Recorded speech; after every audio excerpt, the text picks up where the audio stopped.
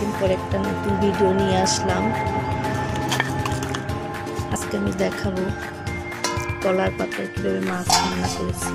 অবশ্য জন্য আমার বাবা আমাকে অনেক হেল্প করছে। আমার কয়েকদিন পর্যন্ত খুব অসুস্থ, তাই আমি আর আমার বাবা মিলে দুজনে রান্না করছিলাম। তো গুঁড়ো মাছ যখন রান্না করবো, আমার বাবাকে বলছিলাম যে আমি কখনো কলার পাতায় গুঁড়ো মাছ খাইনি। এটা পুরনো, যদিও পুরনো, কিন্তু আমার কাছে নতুন। তাই আমার বাবা তাড়াতাড়ি গিয়ে কলার পাতা নিয়ে আসলো এবং সেই সব কিছু প্রসেসিং করে দিল। তারপর সব কিছু রান্নার পরে আমি এটা বসাইছি। তাই এই চুলার যে হিট ছিল তাতেই মাশাআল্লাহ হয়ে গেছে।